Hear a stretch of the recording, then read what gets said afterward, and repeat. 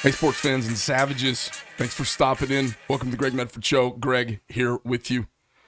Guest today in our continuing series on politics. So if you're here to talk about or listen to, I don't know, crafting, the internet, you're in the wrong place. If you've come to flex your mind a little bit and plug into the American experiment and be a part of the modern-day Minuteman Brigade, people who are stepping away from the mainstream propaganda to listen to us, proverbial citizen soldiers, pick up our modern-day musket and be the third leg of the American milk stool, then you've arrived at the right place. Because what we're going to do is we're going to talk to folks, as you've seen over the last 2 seasons, folks who are aspiring and part of already the ruling class in America, and folks that we've relinquished a tiny bit of our inalienable God-given human rights to, so that they can have the village get along. And what we're going to do is we get a chance in this long format to have these conversations down here where I live in Arizona. But these are the same conversations that are going on all around the country. And when we get to buzzwords, I'm going to stop and give you guys some context for the buzzwords a little bit, because we get to have a deep dive in this format. And a lot of times you hear the nuance talking about education, the words are school choice. But really there's a big discussion about that. And you're going to hear me talk about the battles in the war. And the war is for our country, and the battles are these arguments we have. And whack-a-mole is what's going on mainstream media. They want us playing whack-a-mole while they brainwash our children for 20 years, so that when we send our sons and daughters off for higher education and go into debt, when they come back, we don't recognize who the hell they are. What happened to these wonderful young people we made? And they come back with their brains bent, and we spend the next decade trying to clear that shit out of their head. Part of this discussion, part of this problem in America, is not taking the time to be informed, not taking the time to hear the full discussion, and making judgments and voting on 10-second sound bits from the evening news. So this format's a wonderful place for us as citizens to bypass all of the filters and bypass all the agendas, because really my thing here is just peel back layers on the onion. Let's just peel back. Let's see who's here. So today our guest is Mark DeLuzio. He's running for the U.S. 2nd Congressional District out of Arizona.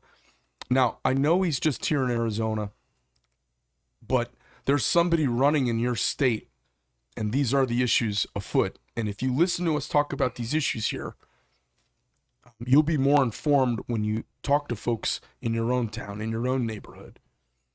Some of you who live in congressional districts that will not flip Republican until there's smoke on the horizon and you see one of your neighbors shooting one of your other neighbors, they might think about Republican then. For those of you who live in these entrenched, leftist, Marxist, head up their ass districts where you feel like your money, your effort, your energy is wasted, you can spend your money uniquely, not just in Marin County. You could send your money out of Marin County. For those of you up in Marin County who are completely in the belly of the insane leftist beast, you could actually toss a little money down here in Arizona and help out. Now, in the last election, a bunch of you dirty, rotten commies from California came here and helped cure our ballots, which made our election really accurate, most accurate ever. So since Californians seem so interested in getting involved in the politics of Arizona, you folks sitting up in Marin County today, deciding which Merlot or Pinot you're going to drink, you might want to send a little right-wing conservative America First money down to a campaign down here. So we're going to talk to Mark DeLuzio. Mark, thanks for joining us. How are you doing today? Great.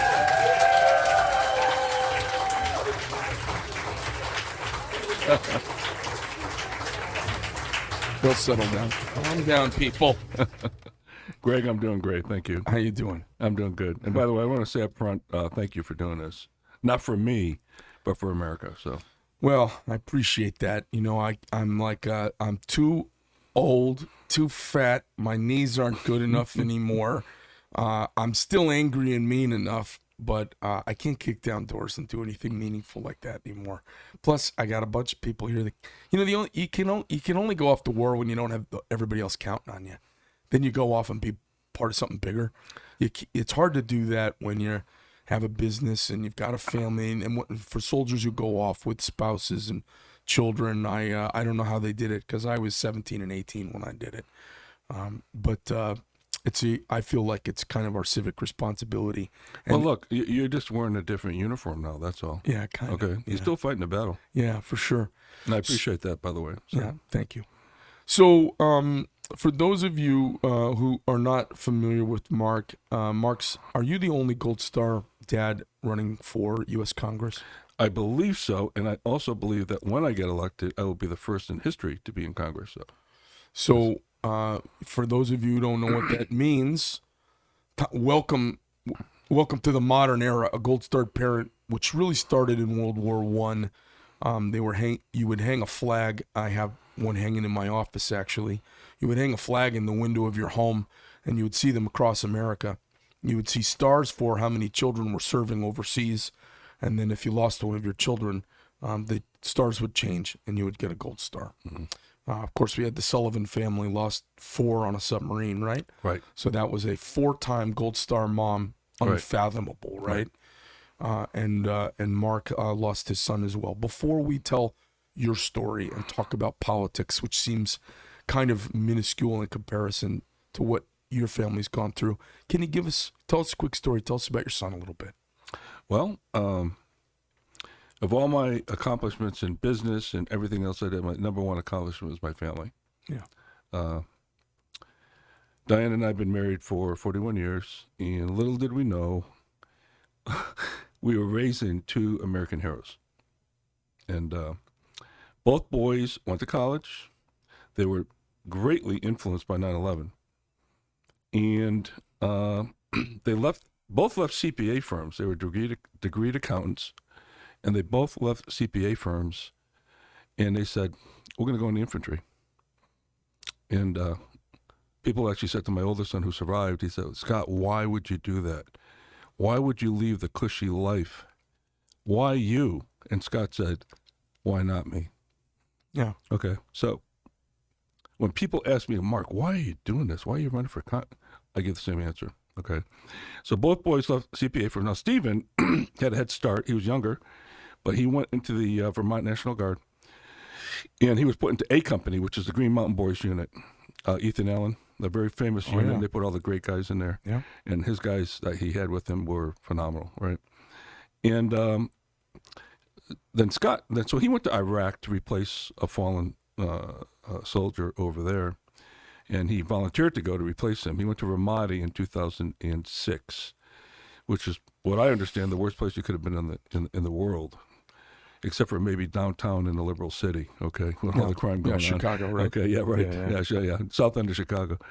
And I'm kidding there, but it's pretty dangerous in those cities. I've been there. Hey, I'm gonna adjust your mic for you. Sure. Okay. Sure. I'm Just sorry. No. Just to help you a little bit, so you can relax. So Great. you don't have to hold your head up the whole time. Okay. Yeah. And then Scott later joined the Connecticut National Guard. They both went to Benning. They all both went. Wait a minute. Are you from back east? Yes. So how long you been out here in Arizona? 6 years. Okay. So where are you from back east? The communist state of Connecticut. Where in Connecticut? I was born in New Britain, Connecticut, which is it was a hardware city of the world, blue collar town. Yeah. And we lived in Glastonbury, which is just south of Hartford. Yeah, sure. You're familiar with? Oh yeah, absolutely. So my family has a trucking company in Springfield. It's the oldest privately owned non-union trucking company. What's the name? AC Motor Express. Oh sure, yeah. It was all refrigerated freight. Well, it's funny because And I went to school in New Haven. Oh my God. Yeah. Okay. Where'd you go? I went to Albertus Magnus for a couple awesome. years. Yeah, right. Good school. And Sheriff Joe Arpaio is from Springfield. Yeah. And he didn't know that. He just endorsed me, by the way. We can talk about that later, but he just endorsed me. It's funny. He and I, we had pizza a couple of years ago down at a Supporters restaurant downtown. And we were sitting there, and, he's at the time, he's 82 or whatever. Yeah. And I'm, some effing kid. And I'm sitting there, some gal who wants to be governor. I'm with old friend Frank DeSoma, who passed away. He owned POF, Patriot Ordnance Factory, gun manufacturer up the road. And Arpaio is, and he's kind of ignoring me, and I'm quiet because I was just kind of a guest that this lunch with 4 people. And halfway through the lunch, it came out that I had been in Massachusetts and spent some time there. And we talked for a minute. And he says, "Oh, I'm from Springfield, not from Boston." And I said, "Oh, my family's all from West Springfield." And he goes, "Oh." And then I turned to him and I go, "You know the Axiotis brothers?" And he goes, "Yeah, I know the Axiotis brothers. No kidding. They live right up the street from me." No So all of a sudden, then we were pals after that because, I know a bunch of the kids that he grew up with, and he's 2 generations ahead of me. Awesome. It's kind of funny. Well, it's funny about, and I'll go back to the story in a minute with Steve and my sons. Sheriff Joe, people only know him here for the most part because of the Maricopa sheriff thing, right? Yeah. And all the stuff he did with the border and Obama and all that. But if you look at his background, I would implore people, encourage people to read his book. The stuff he did for the DEA, the drug enforcement, he took down mobs, he was in Turkey undercover, he was in the Middle East, risked his life to keep us safe from drugs. And I tell people when I go out and meet them, I said, if Americans in general did 1/100th for this country, what that man's done for our country, we'd be in a much better place right now. We would be in a much better place right now. So, Sheriff Joe is, so we can talk more about how that endorsement came, but let me get back to Stephen and Scott. Scott's my older one who survived. So they both went off to Afghanistan in 2010. And they had the same orders, even though they were in different units. They, so they were both in the infantry. They both refused to become commissioned officers, although the Army wanted them to because they were college graduates. They were really smart kids. And they wanted to be with their guys, right? So they went into the infantry. And they both were in the mountain brigade, so they both trained to fight in the mountains. So they were up in the northern, eastern part of Afghanistan. And on... So we had them both over there at the same time. Now, Stephen already served in Ramadi. He luckily made it out of there alive. And on the night of August 22nd, 2010, it was 9:30 at night. Diana and I were watching a movie in bed. We're just watching a movie in bed, and we heard the doorbell ring. So nobody rings your doorbell at 9:30 at night, okay? Right. So I grabbed my Glock, walked to the door, because I was like, okay, what's going on We here? call that in Arizona hello. Yeah. You grab your Glock. Yeah. Well, in Connecticut, it's called a felony, okay? Right. These guys are crazy. Arizona, it's just hello. Yeah, right, exactly. And so I saw the 2 uniformed officers through the glass, and I knew why they were there. The only thing I didn't know, Greg, was which one. Okay. And I hadn't talked to Scott for like 2 weeks. So there were Army officers coming to let you know. Yes, one's a chaplain and one's an officer. It is the worst pair of things you ever want to see in your life. Yeah, and I'll tell you right now, when I walked across the foyer to go to the door, it took it's only a 3-second walk. It took forever to get there. I was walking through quicksand. Had an adrenaline dump. Yeah. And so when I opened up the door, I said to them, "Is it Scott?" First thing I said. And they said, "No, it's Steve." Right. And so they came in, and I immediately went into denial. I mean, the change curve. Yeah. That happened like instantly. It's like, no, this crap doesn't happen to me. That happens to somebody. Yeah, I read about this in the paper. Well, I don't read the papers anymore, but you hear about it on the news, right? And no, this is not happening. I went into denial, right? Yeah. And then the whole thing after that. So that was 2010, and they sent Scott home. Now, Scott, and I have a book for you, by the way, because he wrote a book called Surviving Son, which is a military classification that he received. They sent him home, and he finished out his tour here, 6 years here in the U.S. And 20 minutes after they pulled Scott off the battlefield to tell him about Stephen, first Scott said, "Oh, geez, they said Stephen got hit. Okay, what does he need? Does he need a kidney, blood? What does he need, right?" Yeah. No. No, his parents need you home. That's what they need. Yeah. Well, 20 minutes later, he got into a firefight with the Taliban. So now what's on his mind is, and this is what the book's about, part of what the book's about, is, okay, I gotta focus on my men, keep them safe. And I don't want my parents getting another knock at the door. Okay. That was on his mind. Right? Yeah.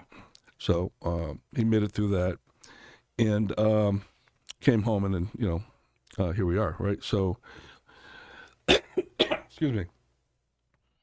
So, Why am I running? Because we're losing our country and we're running out of time.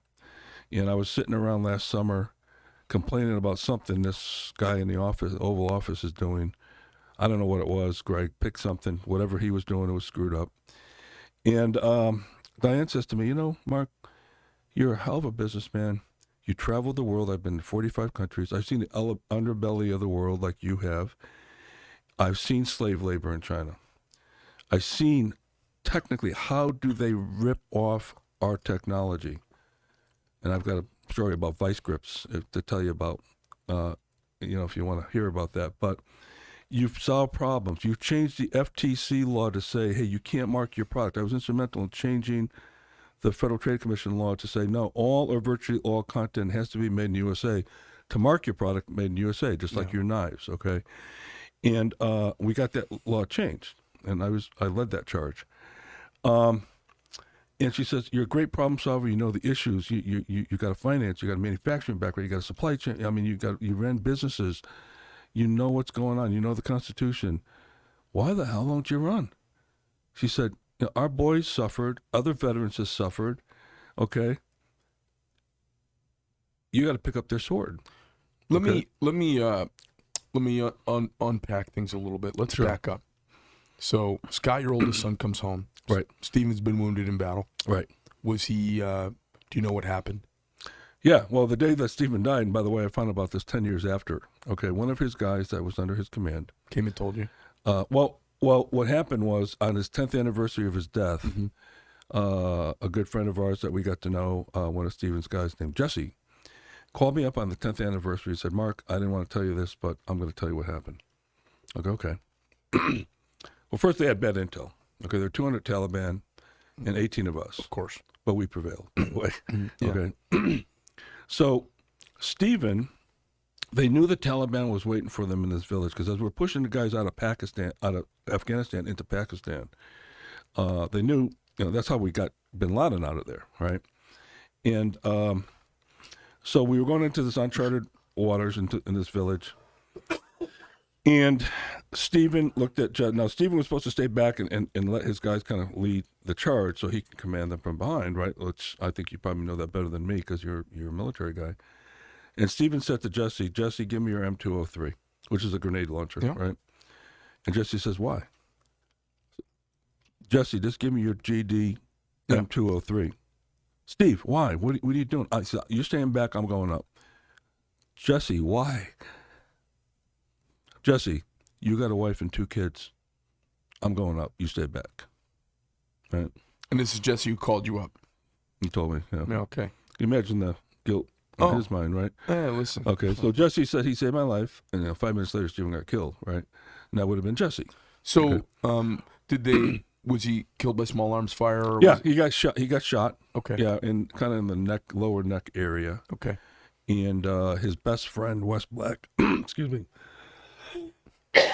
2 of us are a couple of lungers coughing in here, huh? It's been so dry. Hey, you want a cough drop? No, maybe I should. Yeah. Some water. Wes Black, who just passed away, was the poster child for burn pit cancer. That's a whole nother story for another day. There's been a lot of movement on the burn pit thing just this last year. Yeah. Wes succumbed from a bad diagnosis from the VA and other things. Anyway, Wes ran out into enemy fire to save Stephen, and Stephen died in his arms. And Wes is being shot at all over the place, and they didn't hit him. Wes says, I don't know why they missed me, because I was out there for like a minute, and Stephen ended up dying in his arms. Well, Wes came back and misdiagnosed with colon cancer. It was attributed to burn pits. Big lawsuit. First guy to win money from the government on burn pits. He's been on all the news channels. John Stewart, who did the 9/11 stuff. That show changed. That moved the needle on the whole discussion. That was his whole purpose. He said, "I want to fight for my guys." Okay. And Diane and I set up a college fund for his son and 5-year-old son and his wife. I got his wife a job and got my client to pay for her college. He just died in November. We went to the funeral in Vermont, and this guy was awesome, man. Like all you guys are in the military. 40 rounds of chemo, Greg, and he never missed a day of work as a firefighter. They had to kick him out. Yeah. That's what the kind of guy he was. If he wasn't helping somebody, he wasn't feeling like he was worth anything. That's the kind of guy he was. And by the way, I will say this, and I said this to Phil Graham out of Texas one night at a fundraiser. He didn't like it, and I don't give a damn. Okay. One of those rhinos who hates Trump, loves Biden. He said that night at dinner. And we had 2 veterans, Greg, at this dinner. Okay. One fought in Korea and one fought in Vietnam. 15 of us. We also had Patrick Toomey there, who voted to impeach Trump. Okay, so tell me about this dinner you're at with Phil Graham. I'm listening to this stuff. I'm at this Republican fundraiser out in Latrobe. Part of it was a hunting trip the next day. Paid a lot of money to support the party. And I'm hearing this stuff, and I'm saying, are you kidding me? Are you kidding me? I said, and I actually said this right in front of Phil Graham and his wife, Wendy, was Reagan's favorite economist. I said, I didn't realize, and I had a couple of drinks, I said, I didn't realize I came to a Democratic fundraiser. And he didn't like that, okay? Nobody says that to Phil Graham. I don't give a damn, okay? And he said, so I said, look, guys, I'd like to make a toast. You had 15 of us sitting around, there were only 2 veterans. Let's not forget this. Our freedoms are not because of the politician. It's because of men and women like Willie and John that fought for our country. And don't you guys ever forget that. And he did not like that. He had a toast because he was pressured. He had to do it. Yeah. But you could tell, man, he was not. And, this. So we've got problems on both sides of the aisle, Greg, as you probably already know. I'm sure you know. And it's not good, okay? And when I talk about I've met Mark Meadows now twice. He wants me to join the Freedom Caucus that he started. And I said to Mark, the sad part about this, and by the way, all of our 4 Republican congressmen are part of the Freedom Caucus, right? But I said, what's really sad? That we even have to have a Freedom Caucus. Yeah. Okay, and there's only 40 out of 212. 40 out of 212 congressmen in the Freedom Caucus. I said, doesn't that seem odd to you, Mark? And he says, yeah, it's a good point. He says, I said, well, maybe this time, this year we can make it 60, maybe 80, I don't know. But it's just a shame that we've got so many rhinos that are in Congress. So I'm more concerned about the rhinos than I am the Mitt Romneys of the world, okay, than I am about the Democrats, okay? Because at least the Democrats are now open about what they're about, and the rhinos are telling a lot of the people who don't pay attention to shows like this that they still think these are good guys because they got an R by their name.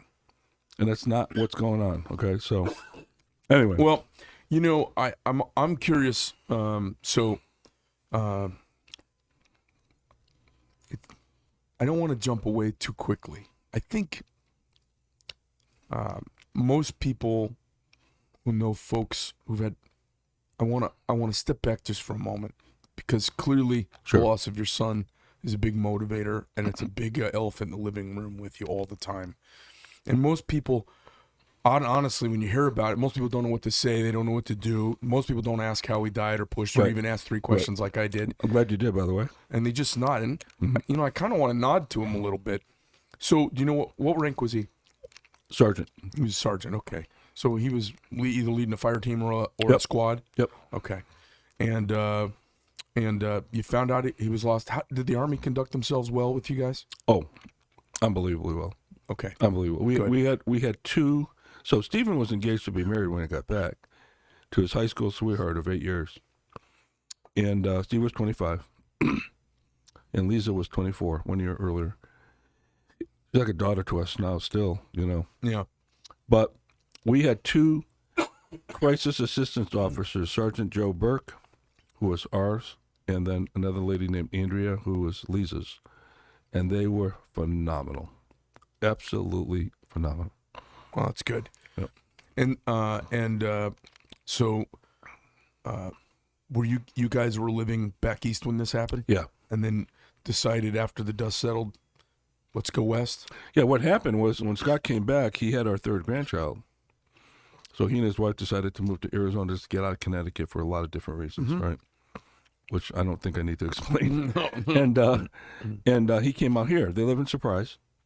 So we moved out here with them. Where do you guys live? We have we have two residences. One in Scottsdale to be close to them, and one up in Prescott Valley, which is in the great. district. Yeah. And so, so they moved out here in 2014, and Diane and I were coming out to visit, but it's not the same. Okay, so and what really got Diane was when our little guy Raymond, who's named after Ray Bork, by the way, because Steve was a big hockey fan, love Ray Bork. We went over, came out here one time, and Raymond was still a little baby, but he was afraid to be with us because he didn't know us. Oh yeah, that'll. Oh, and Diane said, "Okay." Yeah, women will burn down a house for that kind of stuff, right? Diane said, "I'm going. You can stay here. I'm going. I'm not watching my grandkids grow up on Facebook." And it was. And by the way, it's the best move. So Stephen's gravestone has his name on it, and Diane's name, and my name on it. Of course, the dates aren't filled in yet. We will be buried in Connecticut with Steve, but we will die here in Arizona. We love this state. Yeah, I love this place. Yeah. I love the dirt and I love the cactus. There's a beauty. I love the view. There's a beauty about it. Yeah. People say, "Oh, it's just all brown." No, there's a look. Take a look and look at what you got here. It's beautiful. Yeah, it is. I always crack up too. I go, John Wayne was a football player from Southern California who showed up here in Arizona to become a cowboy. Yeah, right. Exactly. It's true. Exactly. Yeah. So people come out here. It's funny. Freedom is this infectious thing, which was why I'm such a big fan of. I believe I'm a long game chess player, so I'm not a 3-move chess player. I'm a 12-move, way out in advanced thinking kind of guy. People say, "Yeah, how'd you get a manufacturing durable hard goods company up and running like this in 12 years?" To me, it seems like an eternity because I see these whippersnappers put these .com, multi-billion-dollar enterprises together in 5 years. The thing that's challenging about this is it's a craftsmanship-centric thing. So you got to teach all these people at the same time. It's not just coming up with an idea and funding it. All the funding in the world doesn't teach a guy how to grind because it takes a year to learn how to grind. So this is a challenging thing. Guys say, "How do you do it?" Because I'm thinking way ahead. People say, "How do you do it without a bunch of missteps?" And I've had my missteps, but I'm thinking 10 moves out, trying to, as I'm getting closer, I can adjust to the changes and not reacting to the changes. I'm adjusting to them before they happen. I see, this freedom and the war is kids. And how do we win the war? It's to quit playing whack-a-mole about abortion, about funding, about the border, about all these little battles that we fight. Masks, vaccines. And they come, as soon as you finish one, 4 more pop up. And it's because, we are all, it's the party of businessmen. It's the party of the country club set and the golf club crowd. And we don't want to be at the PTA meeting. And we don't want to be on the school board. We want to be governors. We want to be senators. We want to be congressmen. We don't want to be head of the PTA. And so Republicans have, in our kind of connection with commerce and business, we've abdicated the responsibility of education to folks who a lot of times can't compete in our sphere. And we can compete in their sphere. And we've abandoned that battlefield. That's the difference, right? And so what happens is, because, your typical school board member, they're going to get their lunch handed to them in the real world, in the business world, of accountability. And most politicians as well. Yes. And so we want to go there and fix these big problems that we see. The truth is the country would be 1,000,000 times better if we all stopped going for these premium positions and went back and fixed our neighborhood. Because if we fixed our school system, we wouldn't have 18 to 20 years of programming and Marxist indoctrination that we'd have to fight. And then we're busy having the fight. How much can we re-educate the kids? I talked about a little bit in my opening. You didn't lose your kids. Somehow or another, out of the belly of the beast in New England, patriots pop up. But we're rare. The majority are not. Here's the thing, though. The family unit's being destroyed in this country, right? And to me, that's one of the two things that are the root cause of all the problems that you can mention. And the other one is we're losing God. Okay. So those two things. Okay. And if you look at all the things that are happening out there, the family unit's being decimated. And I said this the other night to somebody who asked about that kind of question. They said, well, you're in Connecticut, pretty liberal and all that. I had a deprogramming session every Friday night with my kids. I had to deprogram them. Okay, guys, tell me about this week. What'd you learn? No, that's not right.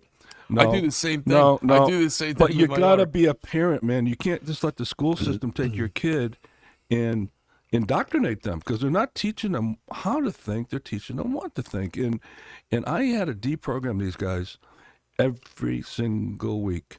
And so did Diane, okay, my wife. And it's like, no, guys, let's talk about this, okay? And I don't care what it was. So we had to work at it, okay? Yeah. Well, you got to work at it as a parent. Well, that's again, that's us being on our heels, reacting to the basically the national Department of Education, the teachers union At the local level. and so we're still reacting. And so I spent a lot of time with my kids, staying engaged with them. I'm like, hey, hey, let's see that thing on Civil War you did. Yeah. Hey, let me see that thing on World War I you did, and let's talk about it. No, Lincoln didn't own slaves. Sorry, Right. guys. Okay, right? So I'm spending time reacting to what's going on, but I'm really changing my gaze right now as my kids have they're getting through this and moving on to life. I'm putting my focus back into schools, because I'm looking at we as conservatives, we will never win if we let everyone be indoctrinated along the way, because most parents can't have a good articulate fight about conservatism and liberalism and the two perspectives, because there are two perspectives and the perspectives are both valid. The conclusion is different, but the perspectives are both valid, right? But you got to remember too, the parents today were indoctrinated as well. That's Well, there you exactly go. right. So I'm looking at it and going, I'm thinking about the war, the big war, because we're going to lose the country. And you're being called to action because you feel like it's slipping out of our fingers. And we go to Washington. I talked to all these candidates, everybody who's running. I've had them all come through here. And they're going to go there and respond to all of these, I would call them caboose issues. The train is already gone.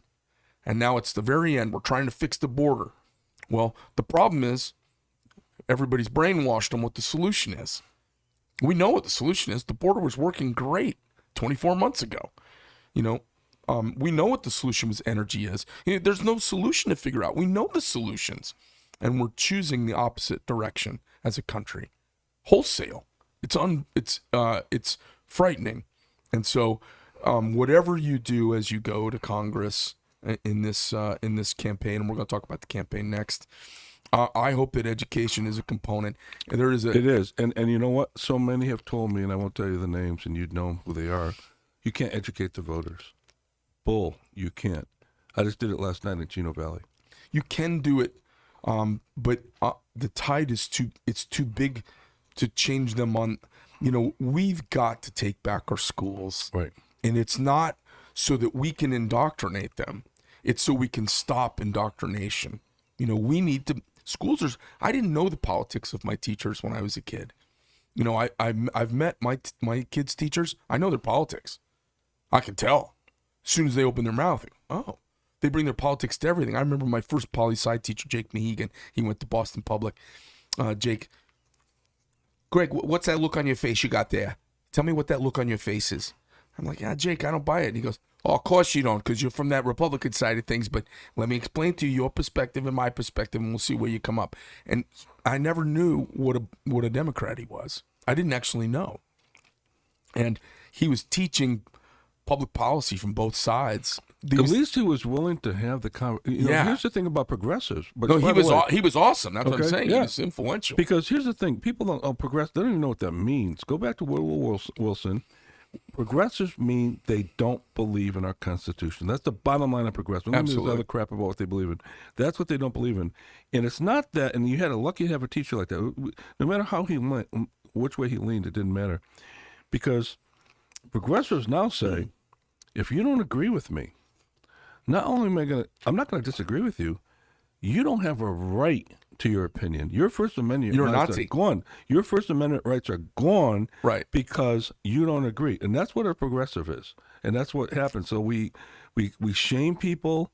We shut them down. We have the cancel culture, and nobody wants to say crap anymore. I hear people say, I don't really get involved in politics. Really? Well, how'd you like the triple-digit gas price that you just paid to fill up your tank? You better get involved in politics. Yeah. So, what did you do professionally? Tell us a little bit about your career. Give me the Well, I started out. give me the quick one page. Yeah, I started out in finance accounting. I'm on a degree accounting. I have 3 degrees. I have a degree in marketing, a bachelor's degree also in accounting, and an MBA in operations management. And I've done accounting, finance. I was a CFO. I went to Japan and learned the Toyota production system, which is and I spent a lot of time in manufacturing. I ran manufacturing plants. Any companies we'd know of? Oh yeah. Oh well, Danaher Corporation is like probably the most profitable and successful industrial company in the world. Which company? Danaher. A lot of people haven't heard of it. Yeah. Larry Culp, I worked with, who's now the CEO of GE. Okay, I trained Larry, and Larry's working at GE now as the CEO. Back then we made things like Sears Craftsman hand tools, Jake brakes, stuff like that, right? Vita-Root pumps, Gil Barco pumps that you have at the gas station, we had all that kind of stuff, right? Mako hand tools, Napa, All right. Jacobs chucks, okay. And half that stuff you just named is made in China now. Yeah, all of it. Yeah. All of it. Yeah, and so I worked in manufacturing, and I worked and I became a corporate officer was the architect of what's called the Danaher Business System, which is now well-renowned. Harvard teaches it in their MBA program, so all these CEOs go there and they call me to say, hey, we want to do DBS, and that's all. I've had a consulting company now for 21 years doing that. Okay. Around the world. And I've worked, and by the way, not only in manufacturing, I've done it in insurance, fracking, oil and gas, pharmaceutical. I've done it in any industry, it doesn't matter. So you've been turning and getting your chops and sharpening your teeth in the world of commerce and how America, really the backbone of America. Yeah. The backbone of America is not public policy and programs. Those are the largesse of America. Right. America is making stuff. Right. And I have this discussion with youngsters and lefties all the time. They should like to show a big pit mine, and it's always portrayed with the pejorative, these pit mines are awful. And I go, we have these in Arizona, and my kids, kind of look at me. I go, yeah, out in Baghdad, there's a pit mine out of Baghdad. I was just there. Whole town around it. I was just there. Yeah. And but they're not putting pit mines in downtown Phoenix. And you know what? If they did, we'd build a dome over it and make some cool game out of it. A big hole in the ground. It's not the end of the world. They're not putting a hole in the ground. They're not knocking down the redwood forest to put a hole under the big trees up there. And these kids are using all the product made out of copper too, and they're not telling you about that's that. What right? I told my kids. I go, what do you think is inside your phone there? Yeah, exactly. All the heavy metals. Exactly. And it's illegal to take them out of the ground now. Yeah, because it's bad. It's not bad. Yeah. We're just having it done in China because we don't want it done here anymore. Exactly. I go, mining is, when you don't see mining, it should be a cause for concern. Mining is the beginning of it all. Exactly. We need mining, and we need oil coming out of the ground. And if you look around, I look at that, and to me, it's bright red blood with oxygen. You know what I mean? It's the beginning. And when I don't see that, and when I see, then I see empty car lots. Empty car lots scare the shit out of me. Have you noticed that around town? If you drive by the empty car, they're empty. Yeah. And you go, like, as a business guy, I look at that as a manufacturing guy, and I go, oh my, it freaks me out. Let me tell you something. So I've been all around. I've seen so much, Greg, in this world, so many industries, right? And first of all, I give you an awful lot of credit of starting this company because manufacturing to me is the hardest thing. It is pretty so hard. Listen to this. So I had a client, a big insurance company out of Bermuda, right? And the CEO says to me, Mark, you gotta understand, we don't make cars. I go, thank God you freaking don't, man. You want to know why? I would not drive in one if you could figure out how to make one. Okay? You don't know what it's like with me. You got a supply chain to work about. You don't have a supply chain here. All you guys do, and I'm not trying to downgrade what you do in insurance. Don't get me wrong, I don't insult you. But you make up a product. You don't understand how difficult manufacturing is, okay? It is 30 times more complex than an insurance company. I'm sorry, I've been there. I know how insurance works, okay? So I give you a lot of credit for having the guts to do this and also be successful. Man, I saw your product. I just went through your plant. phenomenal products. And I said to Lindsay, I said, you guys don't make knives, you make jewelry. Okay, It's kind of crazy. unbelievable. It's a little crazy. I don't know how, it's unbelievable. Okay, and I've been around, right? So I give you a lot of credit, but here's the thing: manufacturing. First, I know how to do the math. It is not work. It is all these CEOs. They're short-term paid, and they look at the short-term gain. Right. Long-term, and you said you're a long-term guy. Yeah. Long-term, it's a loser to produce in China and sell in America. I'm sorry, and I know how to do the math. Okay. Oh yeah. Okay. I really do. What I say it's tantamount to selling black tar heroin. Yeah. Well, yeah, it is. Oh, well, yeah. Because all of the real costs are being subsidized, and then the moral cost of doing business here, you're cheating around. Right. Because there's a moral component. When you make a car in the United States, and I don't know what the number is, but there is a fraction of the money spent making a car, and it's not insignificant. Oh. That is clean water, clean air, time and a half overtime, insurance, health, all of those things. That's a big component of a car, of a truck, of a stereo, of a TV. Absolutely. And so Americans, and I'm always harping on Americans, everybody I talk to, I go, look, do you believe in this? Do you believe in clean air? Do you believe in 40-hour work week, workers' right, health insurance, this workman's comp? That you believe in all that stuff, right? Yes. Okay, then how dare you buy from places that don't have to follow those rules? How dare you? And when I hear the Biden administration say, well, it's real convenient for capitalists who complain about competition from China. It's just competition. I'm like, no, it's actually not. No. I'm really good with competition. By the way, I fired a client because I went over to see one of their plants in China. I've been to China a million times, right? And I saw the underbelly. You go outside of Shanghai about 2 or 3 hours, slave labor, people living in crap. I mean, literally crap. Okay, no electricity. We don't even know what poverty is here. Okay, that's how lucky we don't know how lucky we are. But this client, I went out to the back of this, and this U.S. company, okay? And in the back of his machining like you guys do with CNC machining, he had piles of chips with oil going into the water system. I go, what do you do? I said, wait a minute, where was that? In the United States? China. No, in China. Oh. I said, what are you doing? He goes, yeah, we don't have to worry about the environment here. I go, excuse me? Yeah, that's why we do business here, because we don't have to worry about this. All this oil is going into the water supply, right? Awesome. You can't drink the water over there. Oh, my God. You know what I said? Go after yourself. I said, I'm firing you right now. See you. I ain't working for you freaking idiots. Okay, they're out of Chicago, this company. I won't tell you who they are, but, and I couldn't believe it, right? So here's the thing.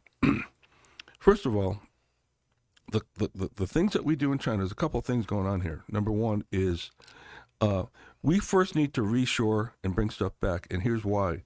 Our national security depends on it. Yeah. Let's go back to the big picture. The reason for our government is to protect us from foreign and domestic threats.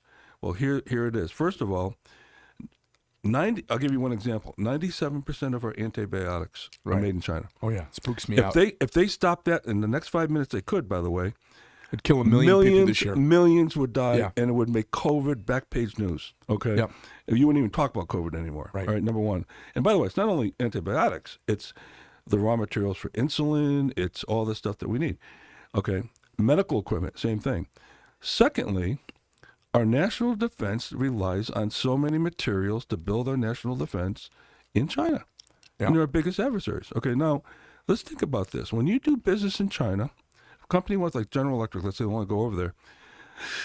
Not if you're making paper plates and paper cups. They don't care about that, or yo-yos, right? But if you're going over to anything kind of technical, a Chinese company to do business there, a Chinese company owned by the communist government has to own at least 51% of your company, and they own all the intellectual property. People don't know that. Right. Okay. So everybody who's doing business there They has have given to up, do that. They've given up the secret sauce. And this is where the CEOs get paid short term. They don't give a crap about that, right? Now, what are they doing with the money? Is it going to the people that don't have any homes? No. It's going into their military. Right. Okay. So it's no different than Angela Merkel buying oil from Russia, and we're trying to protect her from Russia with NATO, right? The idiot she is. And excuse me, I insulted idiots. Okay. Yeah, for sure. But China, we're feeding them the capital. This is a communist regime living off the benefits of capitalism. Okay. and not paying their dues. and at all. Okay, and that money is going into the military, and it's going into the infrastructure. You got guys like Bill Gates and Cisco building firewalls there that has national defense implications. Okay, and so my big concern with China is Taiwan because of the semiconductor. Taiwan is now working on a 3 nanometer chip transistor to go into, okay? And if you go back to World War II and look at why did Japan attack us, because we pulled out the oil when they attacked the Philippines. Sure. Okay. Then the silicon chip is what was oil to the Japanese back in World War II. Now my concern is we're going to have another Ukraine on our hands. Okay, now I don't see any national interest in Ukraine, although what's going on there is terrible. But you would not believe the people that are being murdered in China right now. And we don't even know about it. You know why? Because CNN doesn't want to tell us about it. Right. Okay. So they tell us what to be concerned about. Right. So if we don't arm Taiwan to defend themselves, silicon chips are everywhere. Your car has anywhere from 500 to 1,000. Your phone. I mean, if they shut us down in that regard, nothing works. It's over. Okay. Well, I mean, and that's why we have a national interest. That's why the car lots are empty. Exactly. And I see Taiwan Semiconductors putting the biggest plant in the world in 5 miles up the road from here. Yeah, but that's the manufacturing. See why they want Taiwan is what's called fabless production, which means the design of the transistor that is becoming smaller. So right now they're at 5. Intel can only do 9. Okay, our own guys can't do 5. Taiwan's doing 5, and they're working on 3. And China can only do 28. 10-year-old technology. That's why they want Taiwan.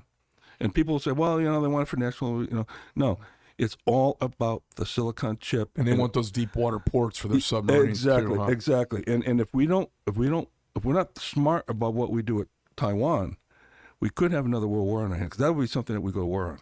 Okay. Yeah, I think so. Yeah. I totally I'm really agree. concerned about that. Yeah, I am too.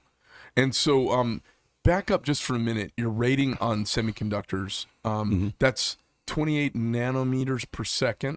No, it's the size of the chip. It's the size of the transistor that gets placed in the silicon chip. So it's microscopic. The more you can put into a chip, the more powerful your phone is. Your phone right now has more computing power than the Apollo rocket did. Right, for sure. Okay, and so the smaller you get, the more powerful they get. And Taiwan's making the smallest ones in the world.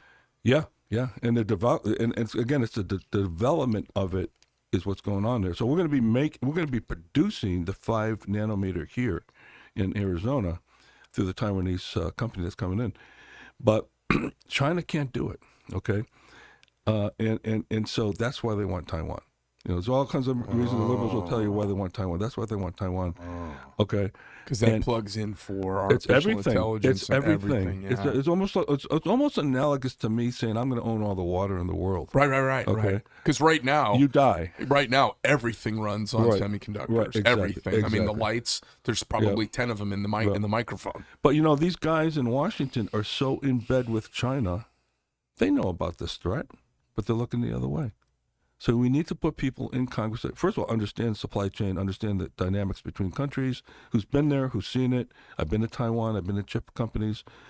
We need people in Congress who can call foul on this and stop looking the other way. Okay, and have some experience with it, too. Mm-hmm. It's great to go in with tattoos and slogans, but that's not going to get it done.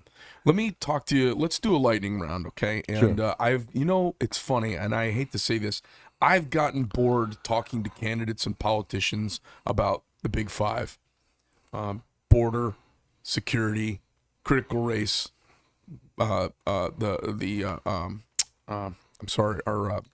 budget. 2A. Yeah, and Second Amendment. I'm going to say you're all for the wall being built and will support any effort by a new administration to put up a wall. Absolutely. I don't know why we're not doing it here right now. I know it's fun. And it's funny when you hear Jen Psaki get up there and say the wall was a waste and it wasn't working, and since they've taken office, the border's collapsed. Just makes me want to go postal. Second eye. So you're pro wall. Are you a pro Trump candidate? I would vote him in a heartbeat. By the way, he invited us to the White House. We did not get a call in 2010 when Steve died.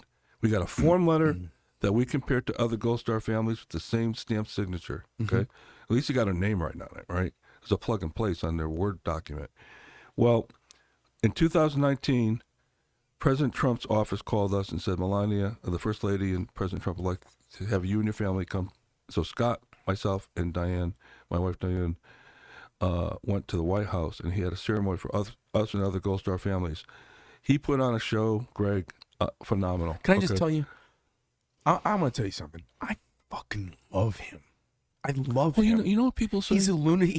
He's my lunatic. I love him. But you know what? See, people still don't get. I had people who, oh, Mark, you're going to be great in Congress. Oh, they need a guy like you, but I can't vote. I can't contribute to your campaign because you like Trump, and they don't get Trump. The liberals don't get him. No, they don't understand that the tweets. If he didn't tweet, he would be better. No, the tweets were part of his awesomeness. People sitting there saying it's about freaking time people are calling a spade, right? And they don't get that about Trump, because all these guys, look at George Bush. He did nothing when he got criticized. Zero. He never responded. No, he rolled over. And Trump's saying, "Oh, you want to fight with me? I'm a New York guy. Okay, I'm a Northeast guy. You're a Northeast guy." Not only about that, the other thing about that is the outlandish stuff that they have. Like if I talk to some of my liberal friends, they'd be like, "Oh, well, he's clearly in bed with Russian oligarchs and they funded all of his stuff and he doesn't have any money." Oh, yeah. Well, it turns out that's all made up bullshit. Yeah. Every crazy thing he said, when he says crazy stuff, it all comes true. It's all right. Because he's in the back with this information. Right. Nobody would ever, I would never say, it's almost like saying out loud that if a famous person does some kooky sexual thing that you could get sued for. If you hear somebody, let's say you heard Jerry Bruckheimer say that you knew something about a famous person and some kooky sex, and he said, and everybody went, "Oh my God, did he just say that out loud?" And they would say, "Oh, do you want to take that back? You could get in trouble for that." He says, "No, I have a picture. I know it's true." It's almost like Trump's got pictures of this stuff. He says crazy stuff, and the world goes apoplectic. And time after time, they're listening to my campaign. They're spying on my campaign. That's insane. He was right on the money. 100% right. That made Watergate look like a dime store robbery. Yeah, okay. yeah. And let me tell you, so a guy said to me, a friend of mine I used to work with, right? I want somebody in the middle. I don't want a barbell candidate. And I said, "Yeah, really? Okay, so does that mean we only, kill 1 million babies today? And how come we're always talking about how much we're going to raise taxes? Why don't we have the discussion about when we reduce them?" Okay. Yeah. So no, there's no middle in some cases, right? So this guy says to me, the January 6th thing, Trump should be in jail. Okay. Did you know, his name was George, did you know, George, that Trump, first of all, you got to understand something. The Capitol security is Nancy Pelosi's responsibility, the Speaker of the House. Trump went to her and offered thousands of troops, and this was in testimony by the acting Secretary of Defense in front of a congressional sworn-in panel. He went to Nancy and said, "There's going to be trouble. I want to put thousands of troops around the Capitol to protect the Capitol." You know what she said? No. Okay, and that's like I said to some lady last night in Chino Valley. I said, "Don't you ever think they want to solve your problems? Don't you ever think they're on your side, including some guys on our side? Because when you have problems and when you're fighting about masks and abortion and gender and race and income, they're having a field day. They want you to fight each other. And while they're doing that, they're selling our country. They're planning their next COVID, okay? Yeah. And what I think happened, and go back to CRT for a minute, what I think happened is they saw how easy it was to take our freedoms with COVID. Okay, Yeah, they for sure. scared the crap out of everybody, Yeah. right? People still wearing masks, and that's okay. I have no problem with that. You want to wear a mask?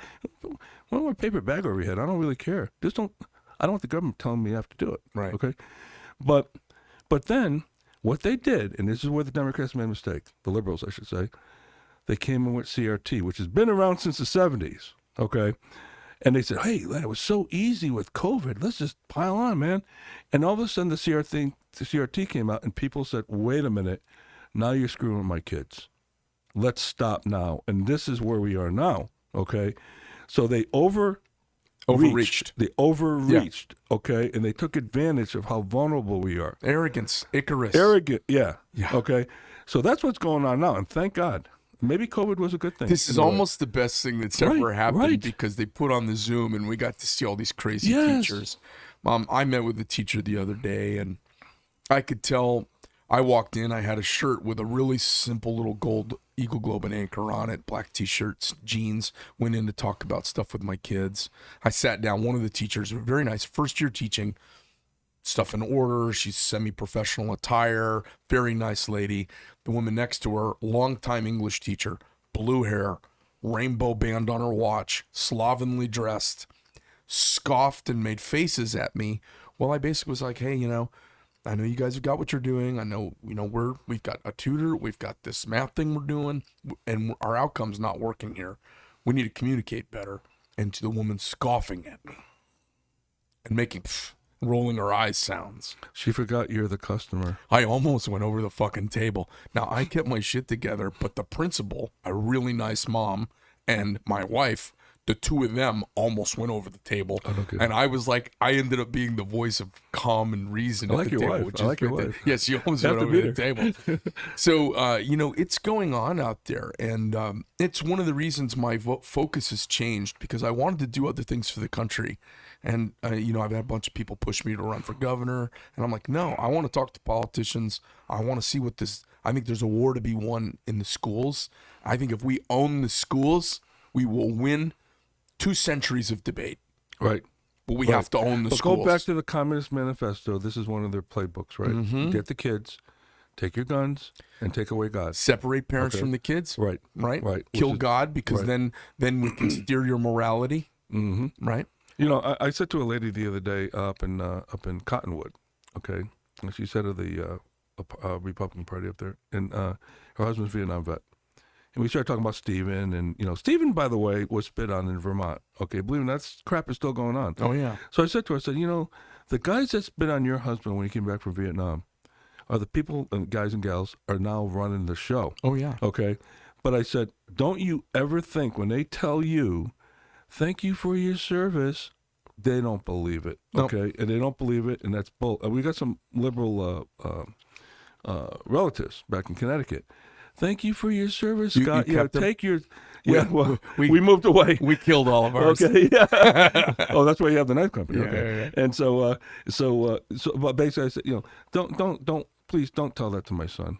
When you're going to vote for Biden, and Richard Blumenthal, who I personally know, okay, don't you dare tell my son thank you for your service when you piss on our freedoms by voting for these idiots. Okay, right. Okay. And so, don't you ever. So, my wife came up with a saying. She said, Mark, your slogan with veterans should be, thank you is not enough. Okay. And it's true. So, mine's keep your thinking to yourself. I got paid. Right. Excellent. I may steal that. But I want to tell you two things I want to do for veterans amongst a million things. Okay. And I've already met Kevin McCarthy. When I was with Mark Meadows, he heard I was in town, and I went into. He called for me to go see him. All right, Kevin McCarthy. And in the meantime, I wrote a letter out. I said I want to be on 3 committees. I gave this letter to him. He just wanted to meet me, right? And I said the first, not in any order, but is the House oversight. There's so much waste in government right now. Oh yeah. And that's what I did for a business. Take waste out, improve jobs, improve companies, grow companies through better growth, better lead times, better quality. And keep them here, okay? 2, I want to be on the Border Security Committee for obvious reasons. Yeah. And 3, I want to be on the Veterans Affairs, okay? Sure. And because I've learned, I've got a thing called Brave where I help business reviews and advisors for veteran entrepreneurs where I help veterans start businesses. Mm-hmm. And I help them with their business. I help them write resumes, help them with their careers, all that stuff, right? And I've helped quite a few veterans out with this, and I do it for free. No money involved. Well, the 2 initial bills I want to write for veterans is as follows.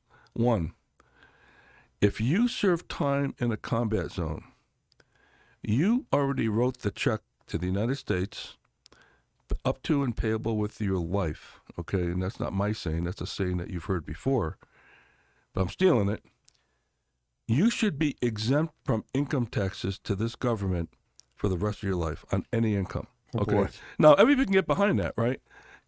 But but I'm serious about that. You've already paid your frickin' dues. I'm sorry, you owe us nothing. We owe you. Okay. So somebody said to me, "Well, Mark, how are we going to pay for that?" Give me 5 minutes and I'll find it. Yeah, Okay. good, right. Give me 5 frickin' minutes and I'll find it. Matter of fact, I don't need 5 minutes. Okay. 2, and I've heard horror stories. West Block, I told you about earlier, misdiagnosed, and they try to cover it up. Yeah. Okay. Yeah. And I've heard other horror stories about the VA. I'm sure you've got more than me. And I want a veteran, any veteran who served our country, to have a card in their wallet. And that card is a one-time application that says this: it's my free pass to walk into any health facility in the country, anywhere, hospital, doctor, specialist, I don't give a damn. And I get in, and that's my pass. I don't have to fill out any paperwork. It's in there. It's already in the system. Oh, yeah, by the way, I know this might be racist. You're going to have to show your ID. Okay? Sure. You're going to have to show your license. Sure. Just prove it's you. That's it. And no more paperwork, no more applications, no more waiting 18 months to get disposition. Some freaking clerk tells you that wasn't even alive when you served, that you're not able to. So I want that to be a free pass, one-time card for free health care 100% for the rest of your life. I think you're somebody who's got not only acumen and gravitas for that, but you've got some creds that no one else they're not gonna say much to you about. Let's talk about some other hot button issues. Sure.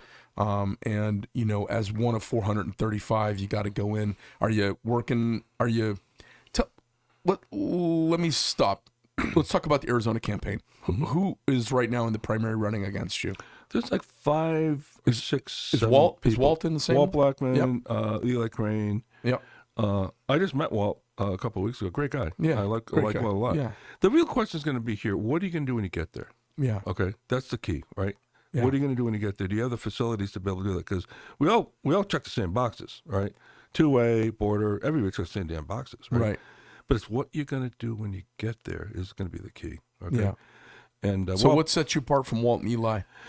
Well, one, I've got a track record of understanding how this damn world works, okay? And I understand international business, I understand economics, I understand finance, I understand, I've seen how the Chinese steal art, firsthand seen how they, okay? And above all, I am an unbelievable problem solver.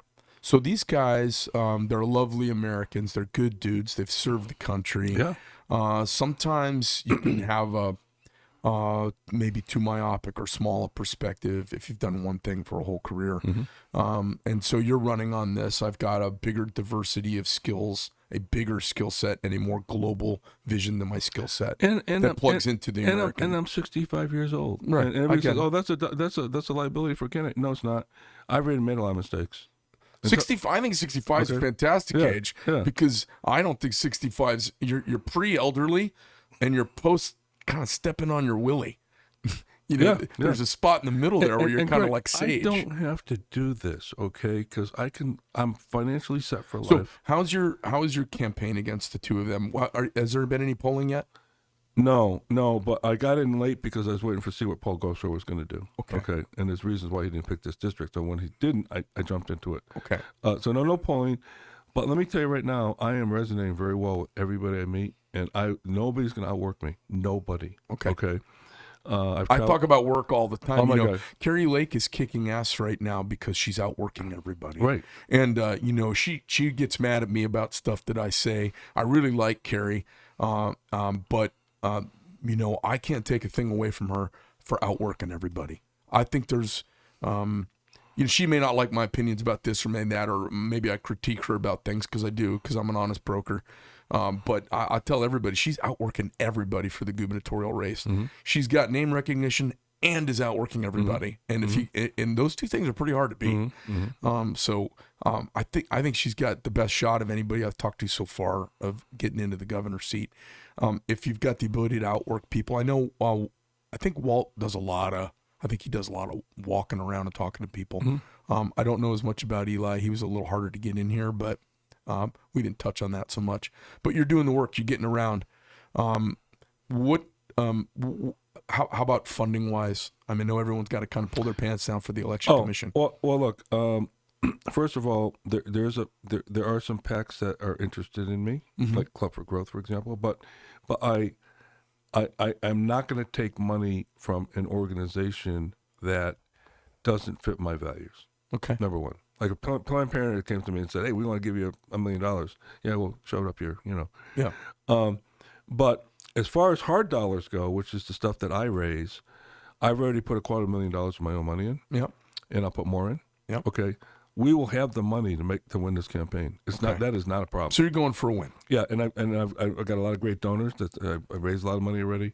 So I'm and by the way, this retirement money I'm taking out is costing me $400,000. I have to pay taxes on it. Okay? Yeah. So I'm serious about this. Okay, I'm serious about making a difference. And somebody said to me the other day, well, when you get in, you're going to be bought, and they're going to tell you how to vote, and the speaker, even the president, right? No. I'm not going to make friends. I'm not going to get along with anybody. Okay, I'm going to say, look, there's three parties I'm going to look at when I cast a vote. One, Jesus. Okay, the old bumper sticker, right? What would Jesus do, right? Is it morally right? Two is dead guys, the guys that framed the Constitution. Yep. Madison, Jefferson. I'm going to look at dead guys. And they don't vote, by the way. And three, the constituents in the 2nd District. Okay? So I'm going to look at those three parties when I form a vote. Okay? And somebody said to me, what do you think about term limits? Well, I'm conflicted about term limits. I am too. And by the way, I can make arguments on both sides. I can too. Okay, real good arguments. I know. Okay. I had a congressman in recently, and he was talking about term limits, and I said, there's another side of the coin. Yeah. It means you always got a freshman class, and you don't have seasoned legislators. I said, I don't know. Maybe we just need to vote out people been there too long. Right. We've got a system for getting rid of. Well, here's the problem thing. is they built the parties, and they've counteracted the people. That's right. They've made the parties, they've been shoring up, doing gerrymandering, redistricting. They're doing all sorts of unconstitutional things. The truth is, I think we don't need term limits because you just vote them out. Well, here's the other argument I make. So every time I look at an issue, I don't care what it is, I do try to argue the other, even abortion. I'll argue the other side to myself. Yeah. So I can be more understanding and informed. Right. Okay. Still think it's wrong. Yeah. But I do that. That's a good debate technique, by the way. And so on term limits, the one thing I'll tell people is, would you like Paul Gosar to be termed out? If you love Paul Gosar? Right. Okay. Right. But I also say, what makes you think the clown that they're going to vote, the people who voted in Nancy Pelosi, what makes you think you're going to get a better person? You're going to get a young AOC. You're going to get a young clown. So if they're voting in this garbage to begin with, what makes you think they're going to put some jewel in there? Right. It's not going to happen, okay? So, but I am conflicted on it, okay, Greg? I'm not totally settled on it. But what I said I was on a radio show up in Payson, and I said to the interviewer, I said, it's not what Mark DeLuzio wants. What we've forgotten here, Greg, is us Congress people. Well, I'm not one yet, but they represent the people. It's not what Mark thinks is I'm the smartest guy in the room and nobody knows better than me. Okay? No, I represent the people in the district, and I'm going to listen to them and hear what they have to say. And by the way, we're not all going to agree. Okay? Yeah. But we forgot the fact that we work for the people, and the only time politicians come around to talk to the people in the district It's election time. It's election time and when they want their money. Right. Not Paul Gosar, okay? And I don't know about the other guys. I think they're pretty good too. But Paul works his ass off to go talk to these people. I talked to a congressman a couple days ago, and I said, hey, listen, I said, spend less time having nuanced argument in Washington. Right. Spend more time. Right. Imagine if a U.S. congressman or a senator came back, let's say, once a month and went to 3 school meetings. Yeah. How would that change the importance? Yeah. If it said, hey, seated, current junior U.S. senator from Arizona will be at the Paradise Valley School, 10,000 people would show up. And that would, because as a senator, you're one of 100, the 435 members of Congress. You got to get the president to sign on. It's rare you get to really move the needle. But you can be moving the needle with the weight of your office, and congressmen can do the same thing back here. Absolutely. There's 2 sides of this.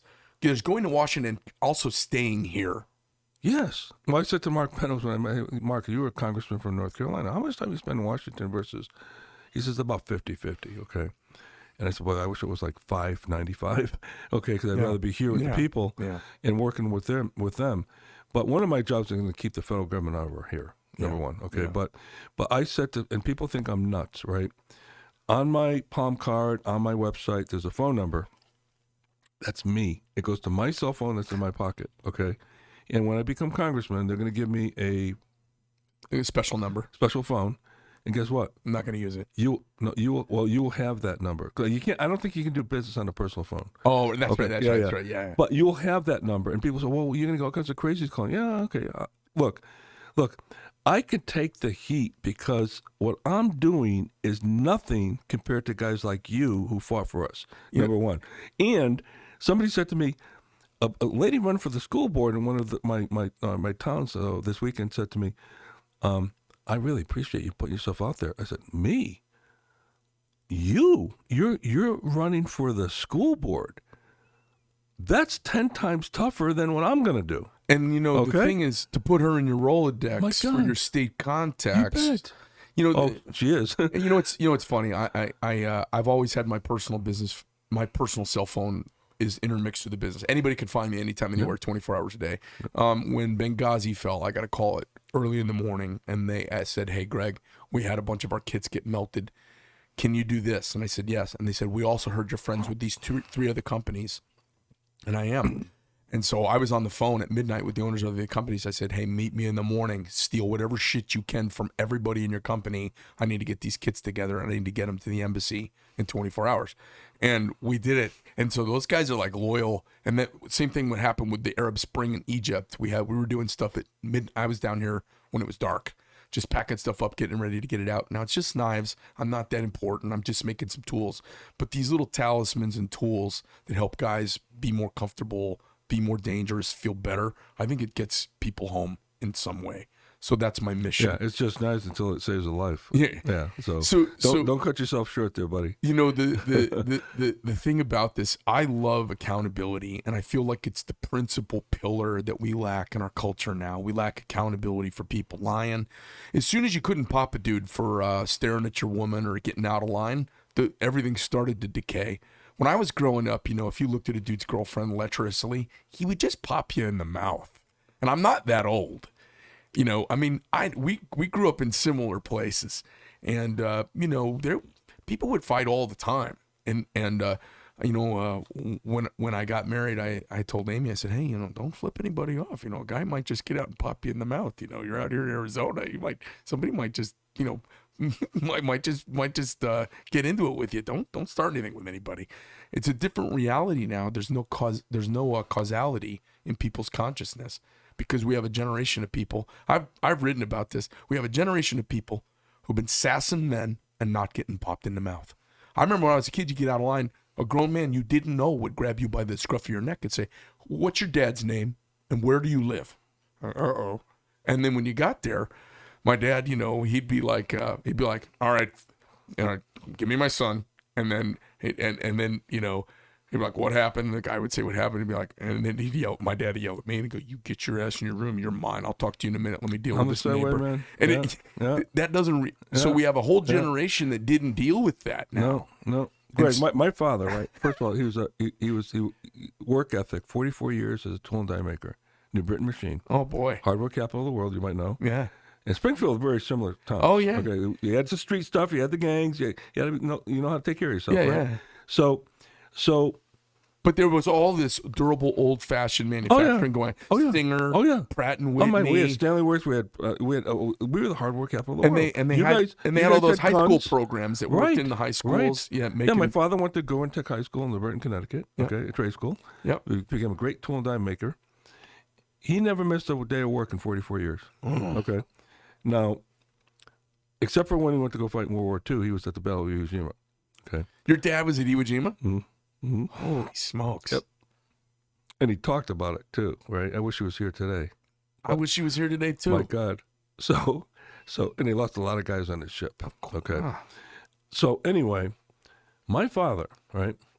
When I would come home with a note from the teacher because I was a class clown. I was a class clown, right? And There was no, hey, tell me what happened. There was no trial. I got my ass kicked. I know. Okay? There's no, but Dad, you don't understand. No, there was no discussion. Right, doesn't matter. That was it. All right. Yeah. It's not. Now, Diane, my wife, taught for 25 years in Connecticut, and she caught a kid cheating. And her policy was, I take the paper away, you get a 0. That night, she got a call. And the guy said, and she's very conservative, by the way. She got a call from the father. Johnny said he didn't cheat. Well, he did. What's your evidence? Well, I saw him, but you need proof. I saw him. I'm bearing witness. But Johnny said he didn't cheat, and my son said he didn't cheat. He didn't cheat. Yeah. You know what my wife said to him? She got in trouble for it, by the way. You know what she said to him?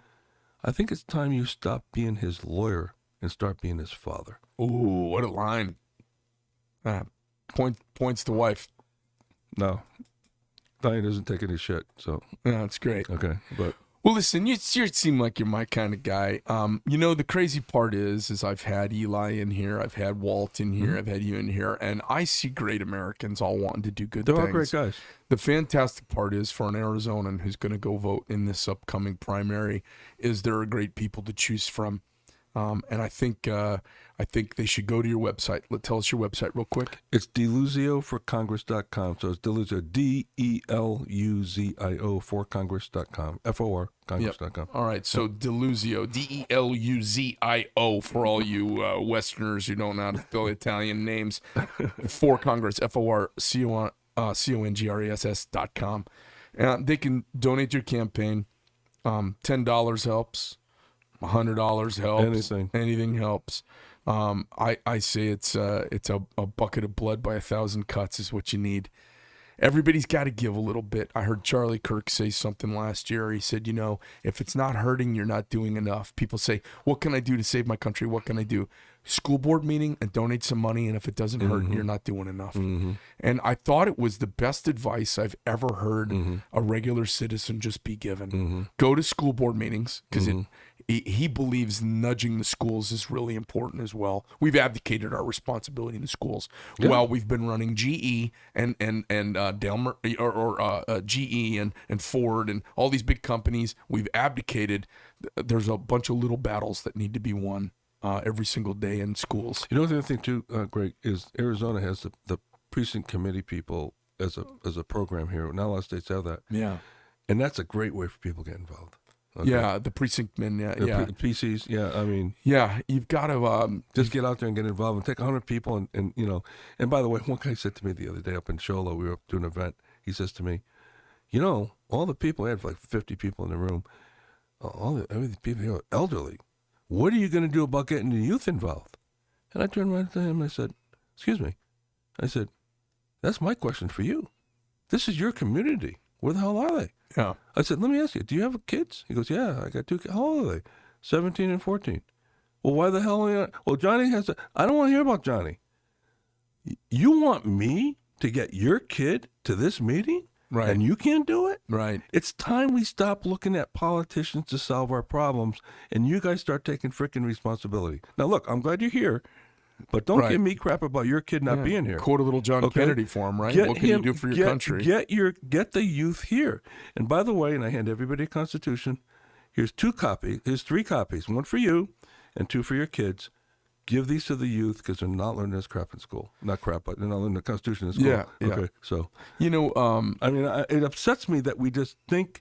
I had a guy the other day say to me, what are you going to do to get morality and ethics into politics?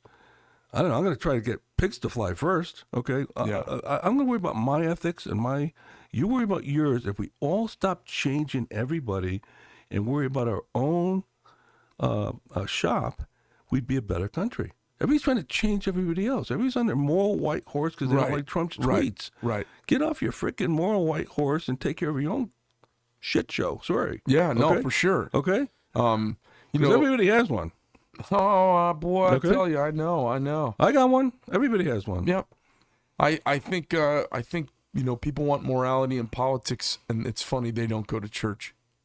I'm not saying church is the cornerstone of morality for everyone, but for a great many people, it keeps them grounded being there Sunday, being reminded of something, and it's the old Roman phrase, death comes for you. Yeah. Because it keeps you humble. Yeah. And what I see arrogance, I see a lack of humility, and I see no accountability and nobody taking the responsibility. Exactly.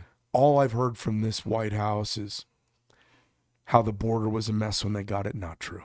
All I heard from this White House is energy and gas prices were going up. Not true. All I heard was collusion with Russia and Ukraine. Not true. You know, they've been saying all of this. Afghanistan, we inherited the mess. Not quite true. He's the blamer in chief. He's the blamer in chief. You know, it's funny. And it's symptomatic of what I see going on. My grandson, who's now 12, he can do the Rubik's Cube, by the way, in 15 seconds. That's funny. I hate him. No, I'm only kidding. And so people say, well, why do we have inflation? You know, well, they don't. Our basic economics aren't being taught, right? Right. The expansion of the money supply by printing more money because of all the spending they're doing, right? I said, whenever you have more of anything, and I always like to take it down to normal terms for people and say, okay, well, forget about the economics for a minute. If you had one Mickey Mantle baseball card, would it be worth more or less than 1 million Mickey Mantle baseball cards in the world? He said, oh, Poppy, if there's only one, it would be worth $1 gazillion. Right. You just learned your first course in economics, okay? Yeah. Supply and demand, okay? And that's what's happening with money. The more they're flooding the market with money. You know, we used to be on the gold standard until Ford took us off. Yeah. But they flooded the market with money, and now your dollars are chasing less goods. Okay, so I said to people last night, I said up in Chino Valley, I said, if you had $10,000 in the bank account last year and did nothing with it, and your statement a year later still says 10,000, it's only worth 9,200. Yeah, your buying power. Thank you. And oh yeah, by the way, you've already paid taxes on that 10 grand. Yeah. Okay, now you got another tax called Biden's inflation. Right. Okay, and that's one of the reasons why our gas prices went up. But there's other reasons too. But yeah, but people don't get that. People are not doing macroeconomics. It's an elective, and it should be a oh my God, that's the basic stuff we should teach kids. Yeah, finance, for sure. Finance, and I mean, come on. You know, it's funny. I'm talking to my daughter. She's 16. She's very bright, top performer, and she's looking at Wharton. And awesome. And I said, you know, she's doing this macro econ course, and she's talking to me, and she's like, "Man, this is a heavy class." And we've been talking about it, and what's fascinating is I've been battling liberalism her high school career until economics, and she's like, people are full of shit. That's not how it works. And I cracked up, and I go, well, that's it's right, amazing how facts kind of clarify. When you connect the numbers and the dollars, and you know, she it's time to get her first car. And I said, well, pick your 4 cars you want. And she picked a few of them. And I said, okay, now just gallons of gas, mileage, where we live up in Cave Creek. You're going to drive about this many miles. Why don't you do some math and tell me what car you want to buy? She wanted a Dodge Challenger, RT or, you know, SRT or whatever. Cool cars. She arrived at, you know, I'm going to get a RAV4 Toyota Hybrid. There you go. And I went, tell me how you got there. And she said, well, because if I get this other one, it's going to cost me 34 cents a mile. I got to do this to get to work. I'm going to spend all my money on gas. And, you know, it was just forcing these real life lessons. This, you know what I mean? I spent a lot of time in Japan at Toyota, okay, and studied them, the originators of the Toyota production system, which is world renowned. Yeah. Tell her that Toyota is the best manufacturing company in the world. My wife had a RAV4, great car. She'll love it. Yeah, well, I think she made a good decision. Listen, we could talk for a long time, I think. You're a gentleman, and I really appreciate you taking time out of your campaign to come in and talk with us. I want this show to be where we get to actually meet the human being and find out what makes him tick a little bit. We didn't talk about all the issues because I have a feeling on the Big Five, you're going to be a build the wall. You're going to be a fund the police. What a dumb idea to think otherwise. I think you're going to be fiscally conservative and want to drive towards a balanced budget. I think you're going to want to be towards lower taxes. I think you're a pro-life candidate. Am I missing anything? No. Okay, so I hit the Big Five, so we can check off the conservative boxes, but I think the texture of the human being is what I connect with as a voter, and I think it's what cuts through the bull. I like people to meet who's here, and I think we got a chance to meet you. Great. I hope as the campaign goes along, I wish you the best of luck in the primary. If you win, I would love to have you come back as you get into your the main campaign. I don't understand that word if. What did you say about if? How about when? Let's say when the primary goes in your favor, we'd like to have you come back. I would love to during come the back. general There's so much election. more we got to talk about. That'd be great. Yeah. What a pleasure to All right, chat Greg, with you. thanks a lot. Thanks for coming in. Hey, sports fans, it is rare you get a chance to meet folks and find out what makes them tick. I know I kept circling back to, I know I kept talking about Mark's son, Steven. I think it's important for us to know what makes the people tick that want to get their hands on the levers of power. And do they want it for power? Do they want it for accomplishment? Or do they want it for a sense of service, loyalty, and dedication? And I think if we look at the people and we listen to them talk, if there's an ass to come out, they will poke their ass out in an hour. Are they doing it for power? Are they doing it for cravenness? Are they doing it for self-aggrandizement? Are they doing it out of a sense of sacrifice and public service? If we get a chance for you to see that here, I think it's a total win for us. So, Mark, best of luck to you. It's Thanks, Greg. DeLuzio4Congress.com. You got it. If you guys want to donate. If you live up Marin County and you said, I can't waste my money, you don't need that other bottle of Merlot. You don't need that other case of Pinot that your best friends just told you about when you're having the finest chicken dinner you've ever had at the wonderful restaurant with the most amazing foie gras. You could actually pop a check in the mail and send it down here and nudge the needle in Arizona, because in a country split 50-50 in the Senate, and in a country where the Congress is probably going to change hands, there's rarely been a time where a little bit of money, a little bit of help could go so far. It's a fascinating time. May you live in interesting times, and we do. So from the Greg Medford Show here in Phoenix, Arizona, I'm Greg. Thanks for coming. We appreciate it. I'm out.